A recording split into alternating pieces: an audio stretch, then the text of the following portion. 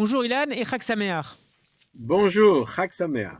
Merci d'être avec nous en ce lundi. Vous êtes professeur de sciences politiques à l'université Bar-Ilan de Tel Aviv. On revient ce lundi avec vous, Ilan Greizhammer, d'abord sur le vote, la semaine dernière, par le Congrès américain d'un nouveau projet de financement du dôme de fer, le système de défense antimissile israélien. Une discussion parlementaire émaillée par les critiques de plus en plus virulentes de l'aile gauche du Parti démocrate, qui prône tout simplement une refonte de l'alliance entre Jérusalem et Washington. Alors le texte finalement était largement approuvé la semaine dernière, mais que nous dit Ilan Greizhammer, la tonalité de cette prise par cette discussion? Bien, d'abord, il faut rappeler à vos auditeurs que les relations entre Israël et les États-Unis sont extrêmement importantes pour Israël. Il faut essayer de les maintenir au beau fixe autant que possible. Et il y a eu ce qui semblait au départ un petit accroc, à savoir que la demande israélienne de remplacement de tout ce qui a été utilisé par le dôme de fer et lors de la dernière campagne militaire à Gaza, notre demande était très importante, environ 1 milliard de dollars pour ce remplacement.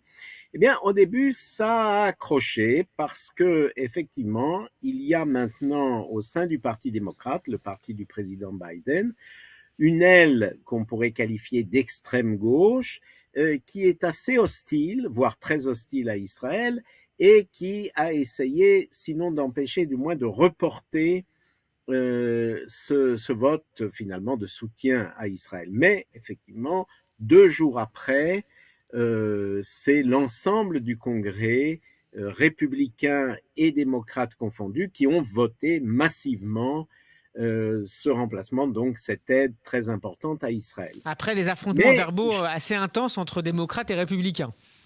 voilà, absolument. Et il y a quand même ce phénomène qui est nouveau à l'intérieur du Parti démocrate des États-Unis, qui a toujours été un parti soutenant Israël, je dirais, toujours et massivement.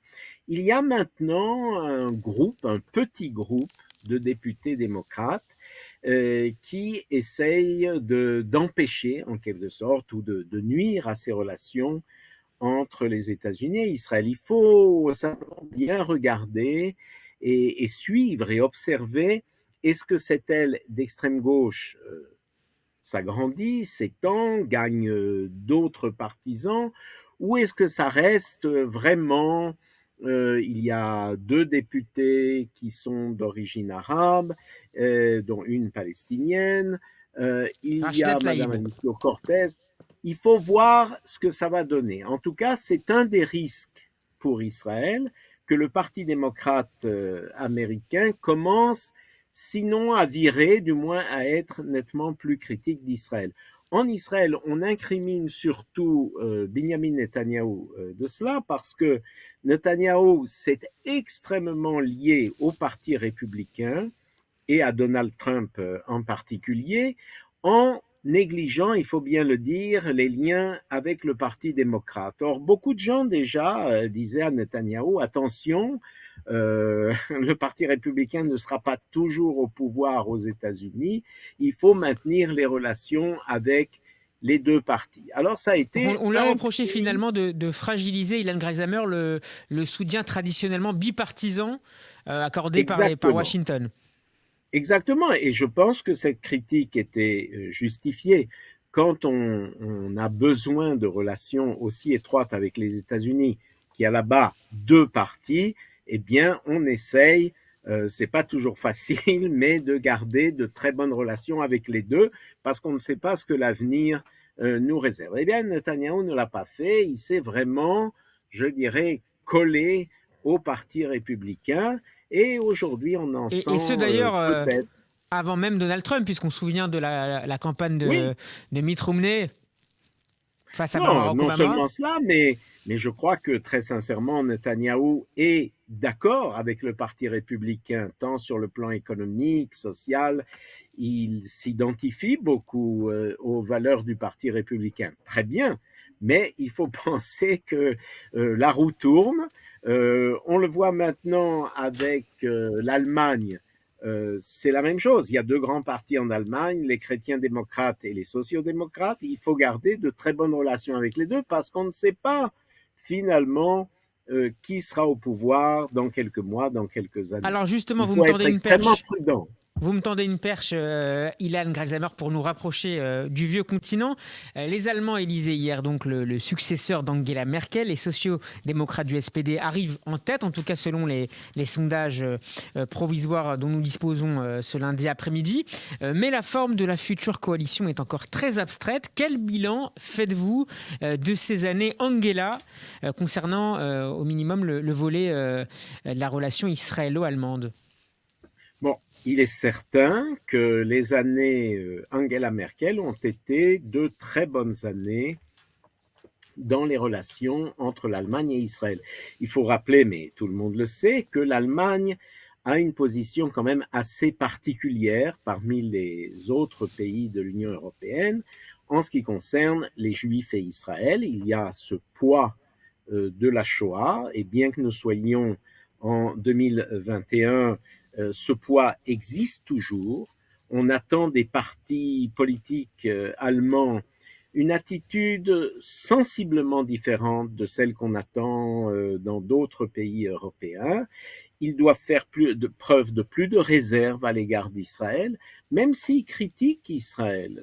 Angela Merkel, à plusieurs reprises, a fait des critiques de la politique israélienne, notamment dans les territoires, mais toujours cette critique allemande, on demande qu'elle soit modérée et accompagnée d'une grande empathie à l'égard de l'État d'Israël.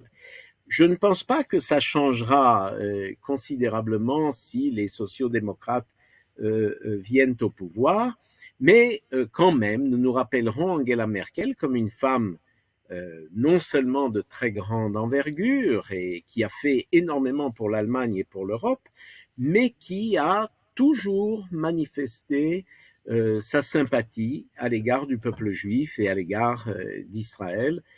Je ne vous rappellerai pas combien d'Israéliens s'établissent à Berlin ou travaillent en Allemagne. Il y a des relations intensives et je pense que cela continuera, quel que soit le résultat finalement des élections. Les deux partis problématiques en Allemagne, c'est l'extrême droite bien sûr, qui a fait environ 10% des voix, et L'AfD. le parti de gauche, en fait d'extrême gauche, qui s'appelle le parti de gauche, qui lui n'a pas fait un bon score non plus. Mais les autres, les chrétiens démocrates, les sociodémocrates, les libéraux et même les écologistes, je pense que nous n'assisterons pas à des différences considérables dans la relation entre l'Allemagne et Israël. Et on peut peut-être se référer à l'antécédent du début des années 2000 avec la coalition de Schröder en Allemagne. C'est dans quelques Oui, minutes, Ilan Gralzamer, que Naftali Bennett prendra la parole à la tribune de l'Assemblée générale des absolument. Nations Unies. On en parlait il y a quelques instants avec notre correspondante permanente à Jérusalem, Pascal Zonshine. Qu'attendez-vous de cette intervention et en quoi peut-elle se distinguer sur la forme de ce qu'avait produit plutôt Benjamin Netanyahou ces dernières années à la tribune de l'ONU? Bon, alors, je crois que la chose principale, au-delà même de ce que va dire Naftali Bennett, c'est qu'il y a un nouveau Premier ministre en Israël et que les gens s'étaient habitués pendant 12 ans à Netanyahou.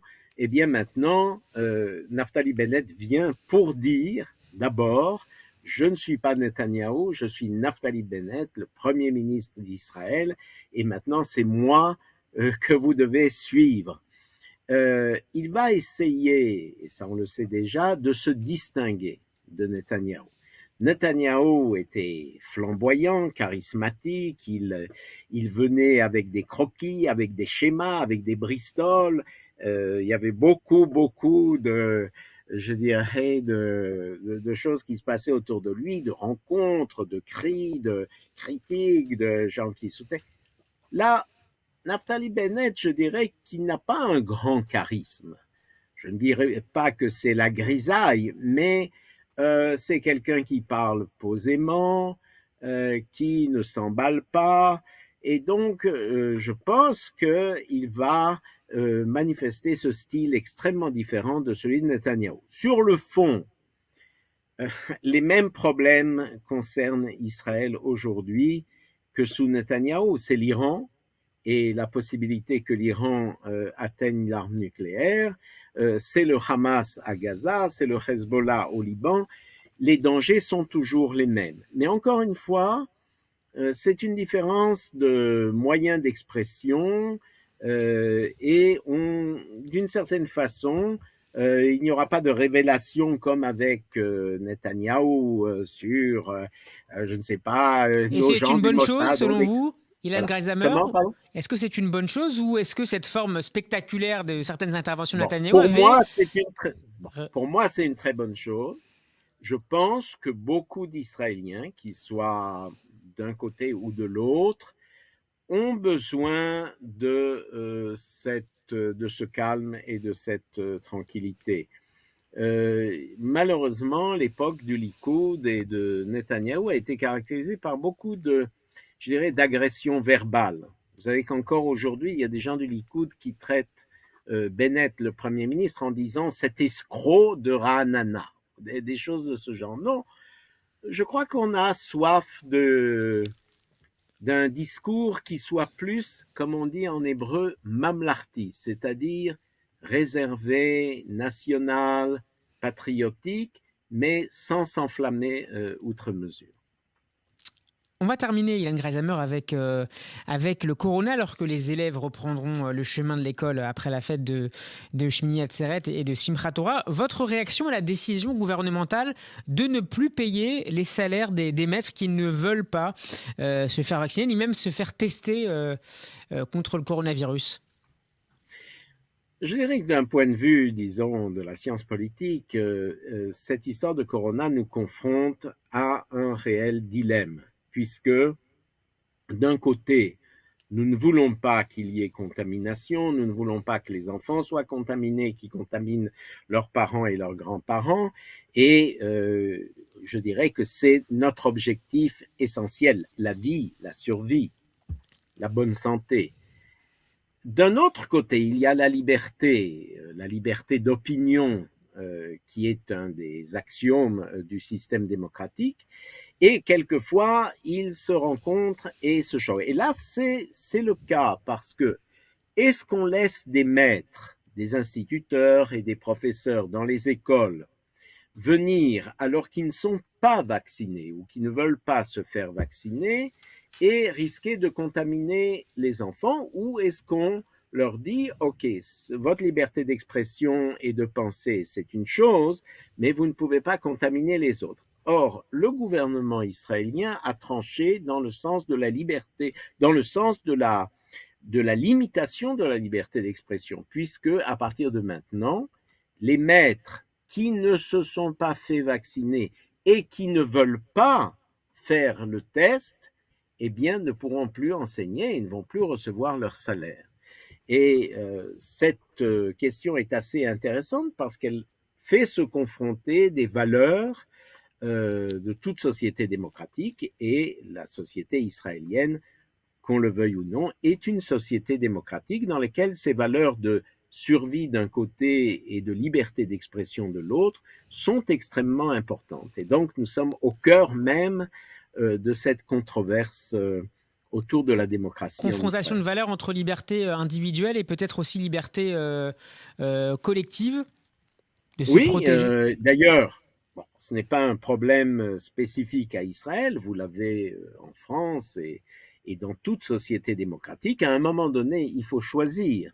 Est-ce qu'on laisse les gens qui ont une position anti-vaccin et anti-test et anti-masque souvent risquer de contaminer, ou non? Et là, dans le cas d'Israël, le gouvernement israélien vient de trancher en faveur de cette limitation de la liberté d'expression. La semaine politique israélienne d'Ilan Greisamer, c'est tous les lundis après-midi dans le Grand Journal. Merci beaucoup, Ilan, pour ce décryptage passionnant de l'actualité en Israël. Je vous souhaite de passer de bonnes fêtes. Chag Sameach et à lundi prochain. Oui, Chag Sameach à tous, bien sûr.